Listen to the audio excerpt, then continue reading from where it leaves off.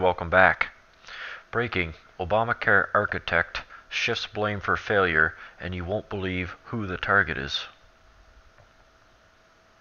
Jonathan Gruber, architect of the Affordable Care Act, who famously said the law relied upon the stupidity of the American voter to pass, has chosen to blame President Trump for the law's many failures, despite many of his statements being proven completely false. Well, we all knew this would come, that the Democrats would blame the existing administration, in this case Trump's administration, for their own failures, because that's how they operate. Backwards land from Zero Hedge. You know it was coming, and now the day has finally arrived that the esteemed professor of MIT and one of the original architects of Obamacare, Jonathan Gruber, is touring the media circuit, blaming the epic collapse of Obamacare on President Trump. Here's an exchange from last night with Chris Wallace on Fox News. Let's take a listen here. It's just, you can't do it politically. You just literally cannot do it. Okay? Transparent financing, unless I have transparent financing, also transparent spending.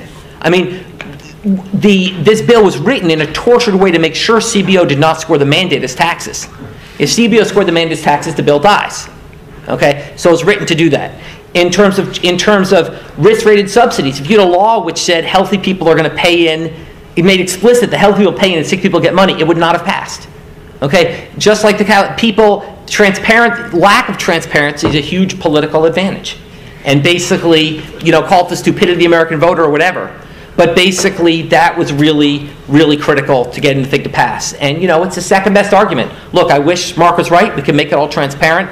But I'd rather have this law than not. So it's kind of like his reporter story. There's things I wish I could change, but I'd rather have this law than not. So first of all, you haven't publicly commented on this so far. Do you stand by the comments in that video? The comment in the video were made at an academic conference. I was speaking off the cuff. And another Massachusetts hero, John Kerry, or more like his staff, came up with a great substitute idea. They said, look, what you economics nerds want to do is you want to say that for people with expensive health insurance plans, they will no longer get a 40% tax break. What if we instead just levied a 40% tax on the insurance companies that sell these terrible expensive Cadillac plans? We said, well, that's pretty much the same thing. But why does it matter? I said, you'll see. And they proposed it, and that passed. Because the American voter is too stupid to understand the difference. Okay? So basically, I was speaking off the cuff, and until the second Massachusetts hero arose, John Kerry. And John Kerry said, no, we're going to tax your health insurance. We're going to tax those evil insurance companies. We're going to impose a tax that if they sell health insurance that's too expensive, we're going to tax them. And conveniently, the tax rate will happen to be the marginal tax rate under the income tax code. So basically, it's the same thing. We just tax the insurance companies. They pass it on higher prices. That offsets the tax break we get. It ends up being the same thing. It's a very clever, basic exploitation of the lack of economic understanding of the American voter. Okay. I was speaking off the cuff. So he just comes right out and says it. What they're really after. And the dumber the civilian population, the better, according to him. Breaking: Facebook under attack. Millions affected. Facebook down for users worldwide. Cause of interruption is unknown. I quit using it actually years ago. But when it comes to social media and stuff like that, it can be a pretty good tool to use. Even though they do censor conservative news and anyone who doesn't fit the narrative, much like YouTube, it still can be a useful platform. White House abruptly cancels key meeting. White House advisors have decided to postpone a meeting to discuss the Paris climate change agreement that was scheduled for tomorrow. Politico.com reports a key meeting of White House advisors to discuss the Paris climate change agreement won't happen Tuesday as planned.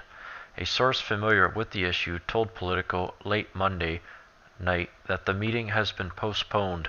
A White House spokeswoman confirmed that the meeting is briefly being rescheduled. It's unclear when that will occur. It is the second time that a key meeting to discuss the Paris Agreement has been delayed. And we know why.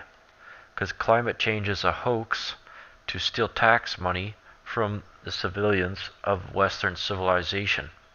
So it gets warmer out or it gets colder out, they still win. When it used to be called global warming, as soon as they realized they couldn't prove it, they call it climate change. It's clever, isn't it? It's either that's clever or most of us are quite stupid. ACLU says travel ban unconstitutional because Trump made it. That's funny. Obama could come up with something, Trump could come out the next day with the exact same thing, and the liberals would love Obama and hate Trump. An ACLU attorney argued in court that President Trump's travel ban is unconstitutional because Trump's the one who created it.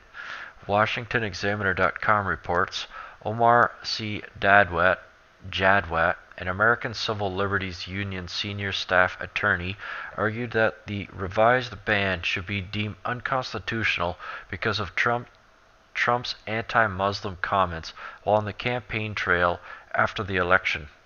See how they say anti-Muslim? There's a real problem within Islam.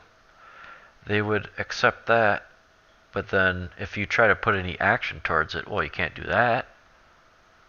Because that's Islamophobia or racism or both. Judge Paul Niemer, an appointee of President Ronald Reagan, raised a hypothetical scenario regarding whether a different outcome in the 2016 election would have changed the constitutionality of the same executive order.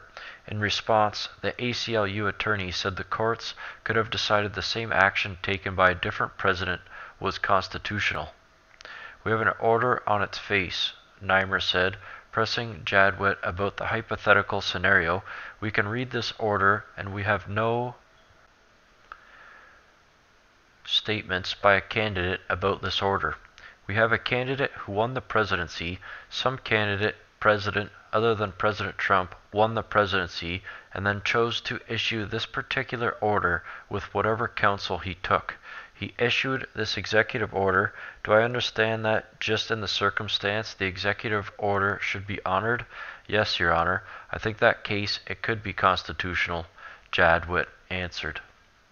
So we see it again. The hypocrisy, the double standard, but it won't stop Trump because Trump never gives up. As we've seen throughout his entire life, he never ever gives up. And he could be a role model for all of us. For as soon as we hit a little bit of resistance when we're following our dreams, many of us quit.